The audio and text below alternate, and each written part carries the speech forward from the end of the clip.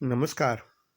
मैं हूँ दीपक मिश्रा और प्रस्तुत है आज की नई कहानी।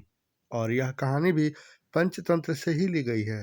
कहानी का शीर्षक है एक बुद्धि की कथा और यह हमें संदेश देती है कि एक व्यवहार बुद्धि 100 अव्यवहारिक बुद्धियों से अच्छी है। एक तालाब में 2 मछलियां रहती थी। एक थी शतबुद्धि अर्थात 100 बुद्धियों वाली और दूसरी थी सहस्त्र बुद्धि यानी 1000 बुद्धि वाली। उस तालाब में एक मेढक भी रहता था। उसका नाम था एक बुद्धि। उसके पास एक ही बुद्धि थी, इसलिए उससे बुद्धि पर अभिमान नहीं था। सतबुद्धि और सहस्त्र बुद्धि को अपनी चतुराई पर बड़ा अभिमान था। एक दिन संध्या समय तीनों तालाब के किनारे बातचीत कर रहे थे। उसी समय उन्होंने देखा कि कुछ मछुआरे हाथों में जाल लेकर वहीं आए।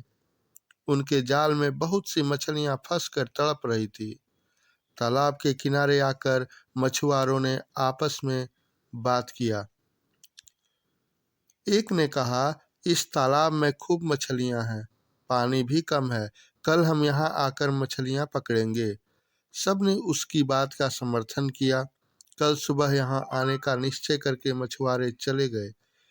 उनके जाने के बाद सब मछलियों ने सभा की। सभी चिंतित थे कि क्या किया जाए। सबकी चिंता का उपहास करते हुए सहस्त्र बुद्धि ने कहा, डरो मत। दुनिया में सभी दुर्जनों के मन की पूरी बात होने लगे तो संसार में किसी का रहना कठिन हो जाए। सांपों और दुष्टों के अभिप्राय कभी पूरे नहीं होते, इसलिए संसार बना हुआ है। किसी के कथन मात्र से डरना कापुरुषों का काम है। प्रथम तो वे यहाँ आएंगे ही नहीं। यदि आ भी गए तो मैं अपनी बुद्धि के प्रभाव से सबकी रक्षा कर लूंगी।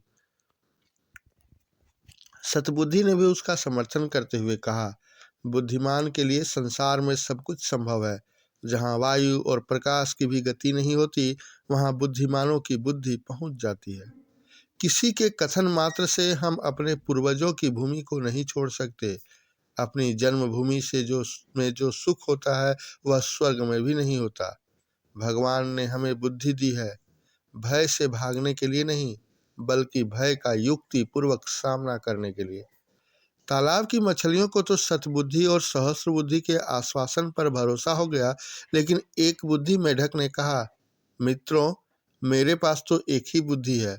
वह मुझे यहाँ से भाग जाने की सलाह देती है।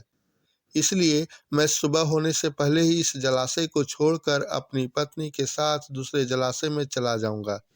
यह कहकर वह मेढक मेढकी को लेकर तालाब से चला गया। दूसरे दिन अपने वचनानुसार वे मछुआरे वहां आए। उन्होंने तालाब में जाल बिछा दिया। तालाब की सभी मछलियां जाल में फंस गई। सतबुद्धि और सहस्त्र बुद्धि ने बचाव के लिए बहुत से पैतरे बदले, किंतु मछुआरे भी अनाड़ी न थे। उन्होंने चुन चुन कर सब मछलियों को जाल में बांध लिया। सब ने तड़प तड़प कर प्राण दिए। संध्या समय मछुआरों ने मछलियों से भरे जाल को कंधे पर उठा लिया। सतबुद्धि और सहस्त्र बुद्धि बहुत भारी मछलियां थी, इसलिए उन्होंने सतबुद्धि को कंधे पर और सहस्त्र बुद्धि को हाथों पर लटका लिया था। उनकी दुरावस्था देखकर एक बुद्धि मेढक ने अपनी मेढकी से कहा, देख प्रिय, मैं कितना दूरदर्शी हूँ। जिस समय सतबुद्धि कंधों पर और सहस्त्रबुद्धि हाथों में लटकी जा रही है, उसी समय में एक बुद्धि इस छोटे से जलाशय में निर्मल जल में सानंद विहार कर रहा हूँ। इसलिए मैं कहता हूँ कि विद्या से बुद्धि का स्थान ऊंचा है, और बुद्धि में भी सहस्त्र बुद्धि की अपेक्षा एक बुद्धि होना अधिक व्यवहारिक है।